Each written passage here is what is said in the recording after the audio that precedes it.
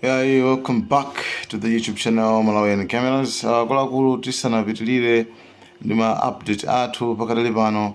Tinene pano kuti panopa chiwerengero cha anthu amene amwalira pa nkhondo imeneyi pakati pa Iran manso Israel. Tinene pano kuti ku Israel chiwerengero chake panopa cha anthu amene amwalira ndi 24. Sunga namba limene confirmed. Ku Iran anthu amene amwalira chiyambire nkhondo iyi pamene talowa mu second week ndi anthu okwana 224. Right? Sabwino. Pamenepo titenge ma commandos, ma generals alipo 20. Koma chiwerengero chikupitirira panopa pamene kwinaku ndi atatu okha basi ku Israel iko.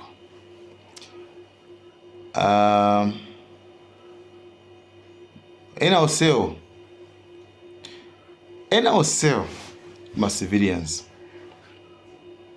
ndoti ku Iran kuneti 200 ndi ma civilians amenewo, ndoti ku Israel ndikuti anthu 20 ndoti ma civilians amenewo.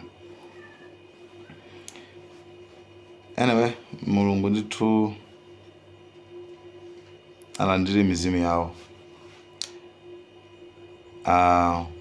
Now tukamba za anthu amene atisiyawo, amene samadziwa chilichonse, akhala ma victims of this war, right? Bas ma civilians, anthu amba chabe, anthu amene ndithu Mulungu alandire mizimu yawo, awayike malo abwino. Apopo tukamba za mbali zonse, kakukhala ku Israel, kakukhala ku Iran, nkhondo siyabwino, andi anthu amba sakuyenera ndithu kuti adzifa choncho. At least asilikali nomwe makhala pa ground ndikumamenyana, asilikali nomwe takhala kuti mukuthibula choncho, at least zomveka kwambiri kuti tamenyana is fine. Komano kwambiri concern ya ife kwambiri wazima tikhudza kwambiri tikamamva kuti ma civilians amwalira.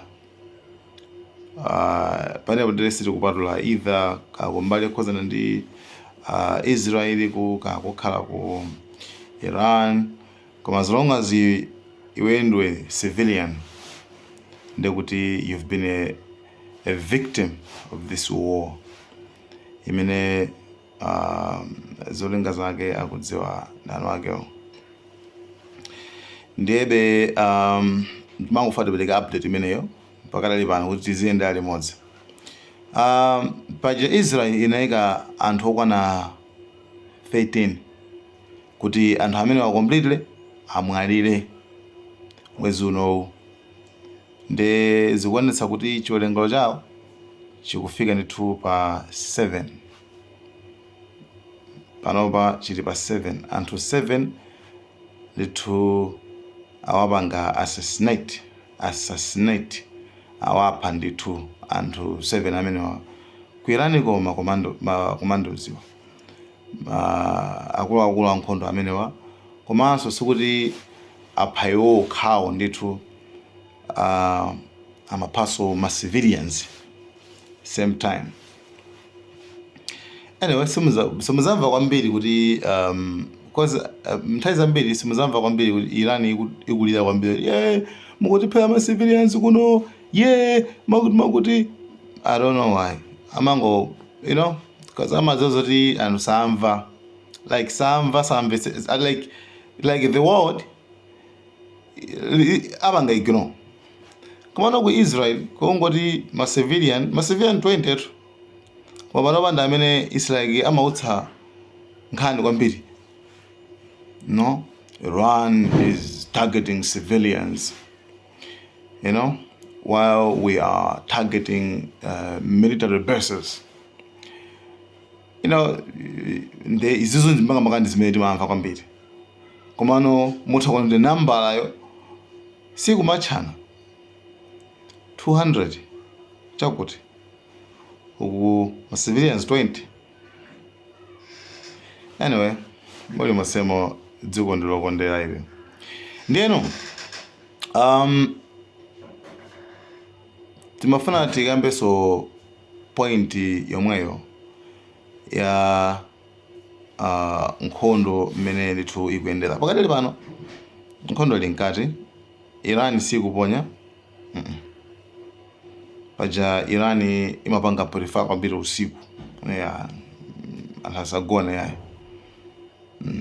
Nde panopa asiya kaye Maisraeli ndi amene ndithu akumenya kumadera angapo. Panopa apita ku port kudoko kumene kumakhala mafuta mwina kucholenga kaphulisa mafuta anje ndi moto uziyaka kwambiri kumene kucha fa sikumakhala koopsa kwambiri.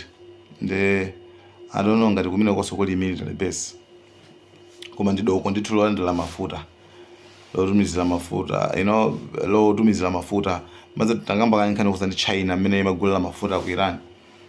Nde iwo ndithu akapanga target kumeneko. Nde ma air defenses akuwakha mabomba acho mmene kutako mabe still bomba kungogwera mafuta atu basi makhala kuti kose chipere. Nde kuti tanki yo izingo pasana tanki kenako ndoti kaboom.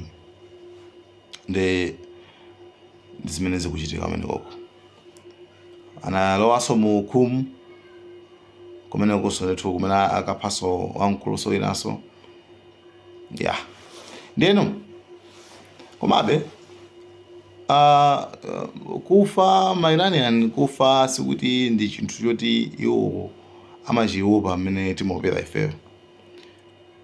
And panopa breaking news ndiyo kuti supreme leader uja Ayatollah Khamenei uja wasankhidwa anthu atatu like 3 wasankhidwa anthu atatu kuti akuluakulu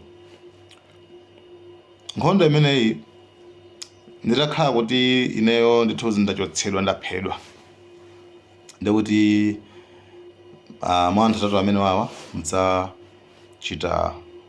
mudzasankha ndifake kuti amati ndiphaina tonso kuti zisika yayi ifeyo tikhabe tikupitirirabe.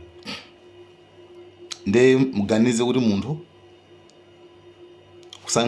kusankhiratu anthu iye ali moyo, that means ali ready kufa. Ali ready kufa. And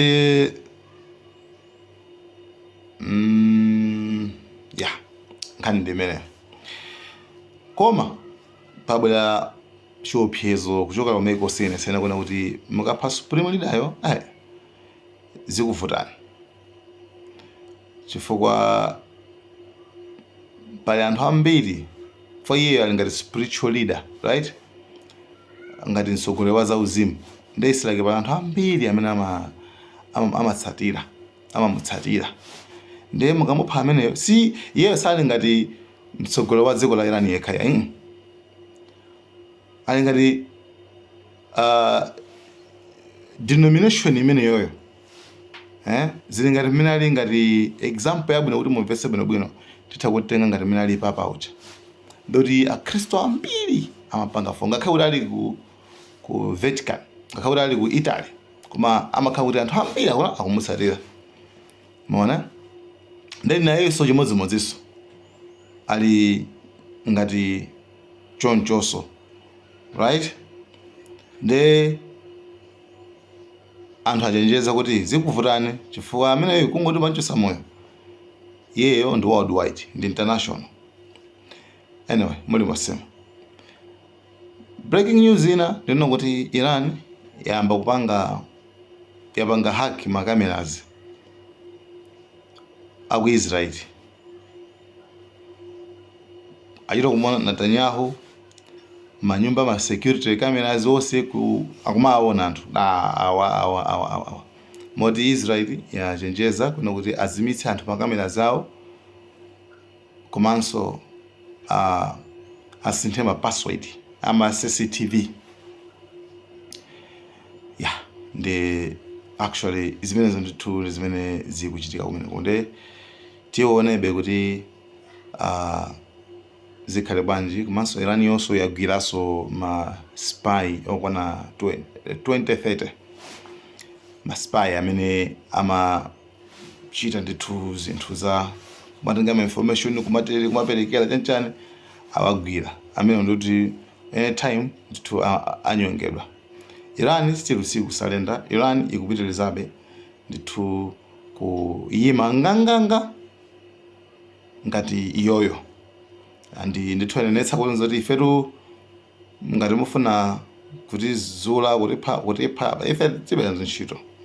Ife kuphedwa kwa ife ndi chizolowezi chimene basi chimachitika.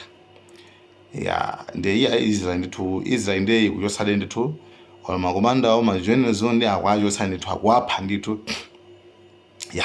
Komano still akumasankhabe anthu ena abe ndi kumakhala pati pamene popo andi udindo akumavomera ndithu muwanyadira muja kuti it's fine ifeyo ndilo malo mwa akulu amene aphedwawo. Ena akhala 2 days 3 days choncho basi muli mosema ndino